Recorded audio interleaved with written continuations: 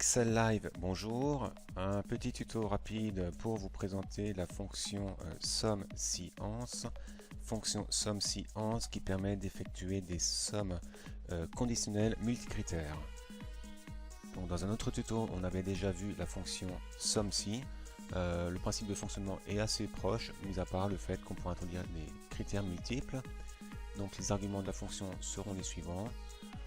Il y aura donc la plage à sommer à renseigner, donc c'est la plage qui va contenir les données que l'on souhaite sommer. Ensuite la plage de critères 1, plage de critères 1 qui correspond à la plage contenant la première donnée qu'on va rechercher et en face de laquelle il y aura le montant à sommer, avec le critère 1 qui peut être par exemple le nom d'une personne, une date ou quoi que ce soit d'autre. Et ensuite on peut rajouter un deuxième critère, une deuxième plage de critères avec le critère 2, etc. ainsi de suite, et je crois qu'on peut aller jusqu'à 137 critères, en tout cas c'est ce qui apparaît ici, 127 pardon, 127 critères qui pourraient être renseignés. Alors sans plus tarder on va passer à l'exemple. Donc j'utilise comme dans mes autres tutos une base commande, qui se compose d'une colonne de numéro de client avec le domicile des clients à côté, le type de client, un code type de client, une devise de référence du client, un numéro de commande, un montant en euros et une date d'échéance. Et ce qu'on va essayer de faire, enfin ce qu'on va faire j'espère, c'est de sommer, on va sommer par exemple l'ensemble des clients, on va sommer le total des commandes des clients autrichiens avec une échéance 24 mars 2015 par exemple. Et donc pour ce faire, on va prendre cette fonction SUMScience. Donc je vais rechercher à l'aide de l'assistant de fonction.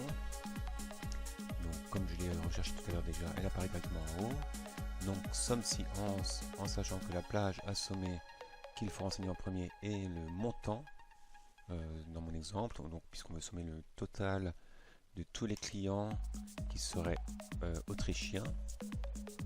Donc la plage du critère 1 ce sera le domicile qui devra être l'Autriche. Donc là je tape vraiment Autriche tel que cela figure dans la base de données. Et le critère 2, je souhaite que ce soit ma date d'échéance et donc que l'on somme tous les Autrichiens dont la date d'échéance est le 24 mars 2015. Voilà, c'est tout pour cette fonction. Donc il y en a 0. Est-ce que c'est bien juste? Non, c'est pas juste, donc j'ai dû faire une erreur.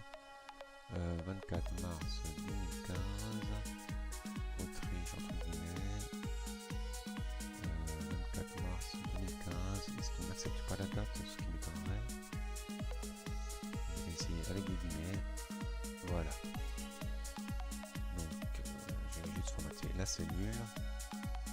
Voilà, nombre, séparateur de milliers. Et donc 113 144 60. Donc ce qui ne fonctionnait pas au début, c'est que ma date, il ne la reconnaissait pas telle quelle dans ma fonction. C'est pour ça que j'ai dû rajouter les guillemets sur ma date. Sûrement qu'un petit détail. Mais il faut y penser. Et donc j'ai un montant de 113 144,60 €. Et donc on va juste s'assurer que cela fonctionne bien avec un petit filtre. Donc j'ai dit tous les étrangers, tous les Autrichiens, pardon, pas de lapsus, tous les Autrichiens avec des échéances 24 mars 2015, 2015 mars 24, ok, et ça me fait un total de 113 144,60, 113 144,60 qui est bien le montant que j'avais tout à l'heure ici. Voilà, ce fut bref, à bientôt pour d'autres tutos.